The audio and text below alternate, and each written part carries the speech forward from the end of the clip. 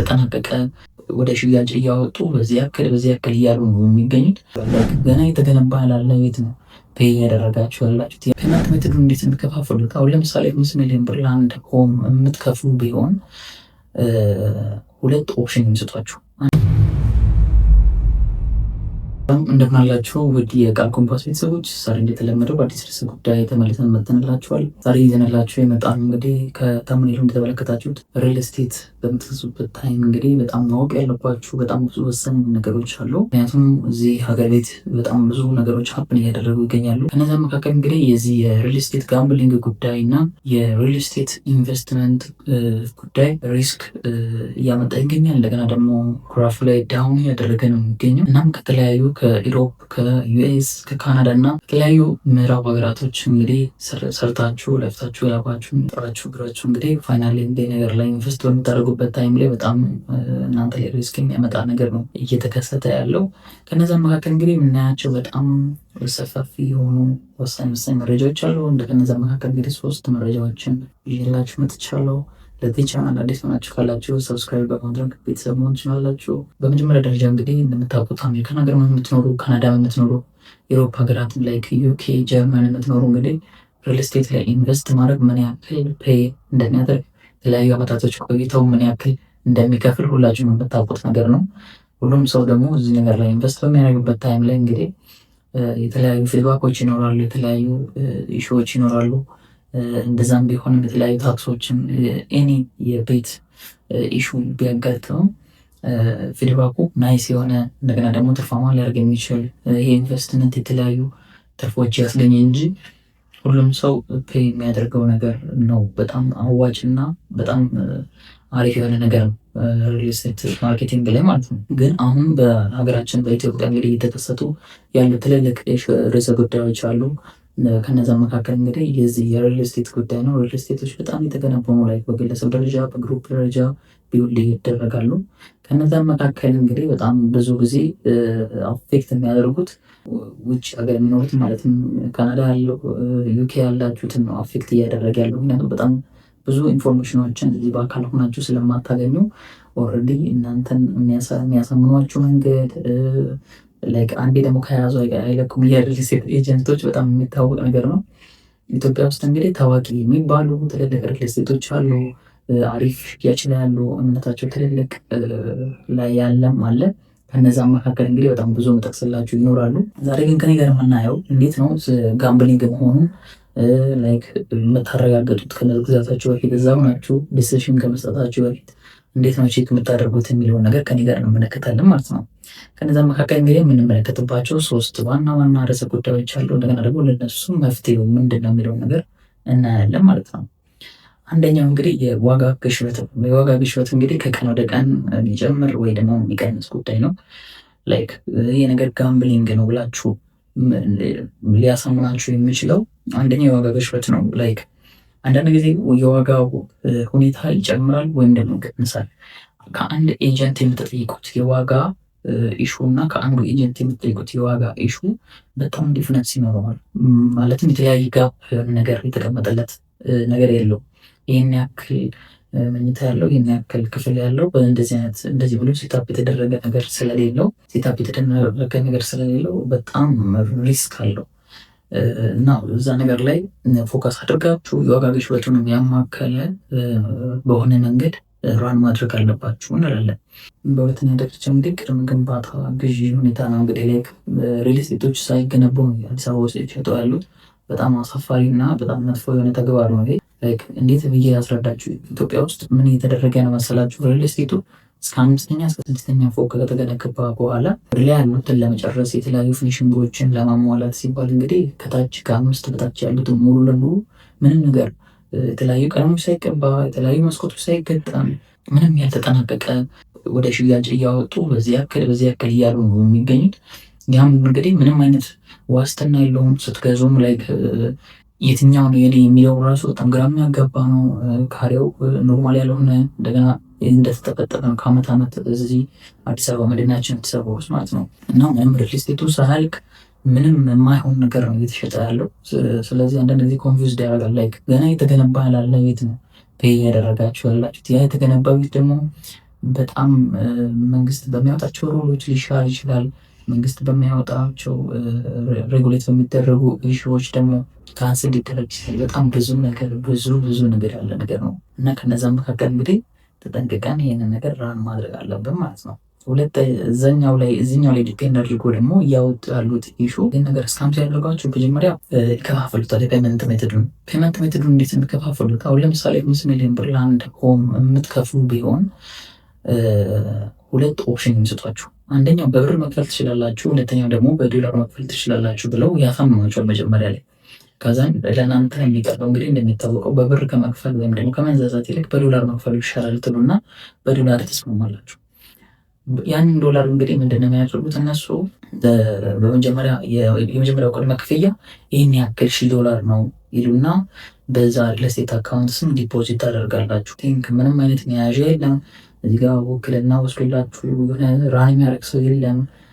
እያንዳንዱ ነገር በቃ በተደራጀ መልክ በቃ አቀደውበት ይህን ነገር ራን የሚያደርጉት ነገር ነው።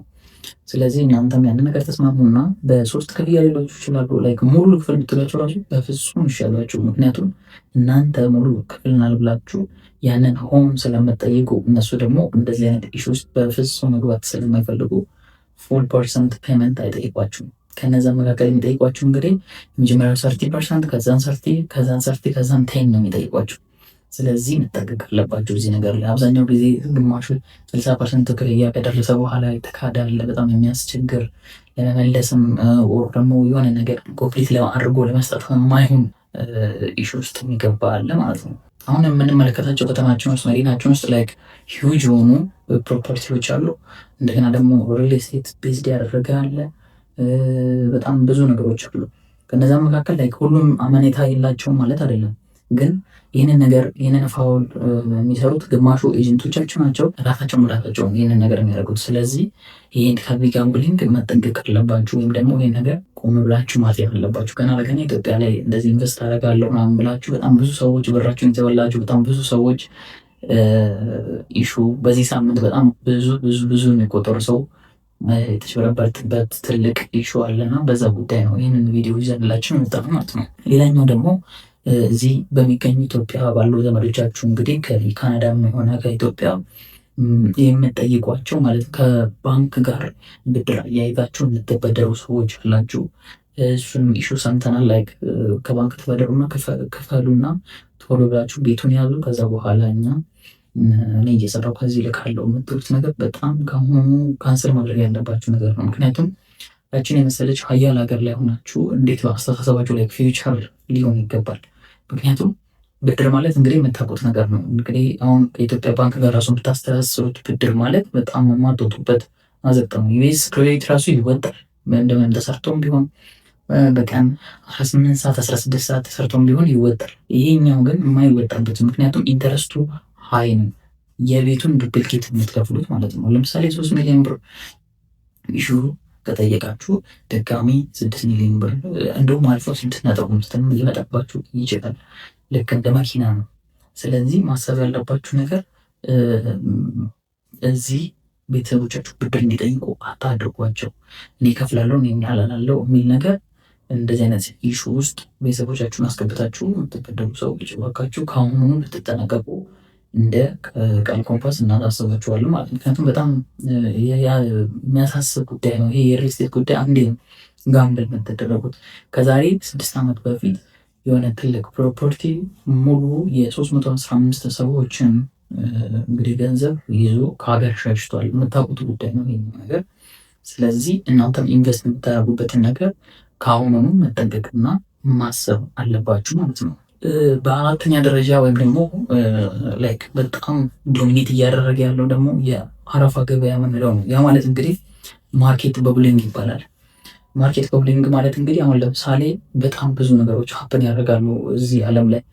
ዳውን የሚያደርግ ነገር አለ፣ አፕ የሚያደርግ ነገር አለ። ያ ማለት ነው አሁን ለምሳሌ በባለፉት 6 ወራቶች ውስጥ የዩክሬን እና የራሽያ ጦርነት እንግዲህ ያመጣውን ኢምፓክት ታውቃላችሁ። እንደገና ደግሞ ተጨምሮ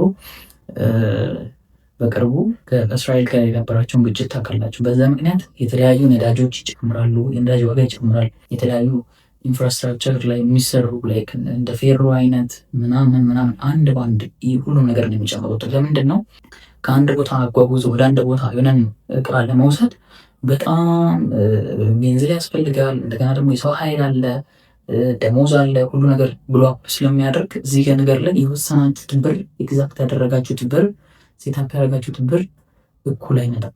ያንን ነገር አዲሽናል ኮስት አድርጎ ይዞላችሁ የሚመጣው። ስለዚህ አዲሽናል ኮስት ስለሚጨምርበት እዛ ነገር ላይ መጠንቀቅ አለባችሁ።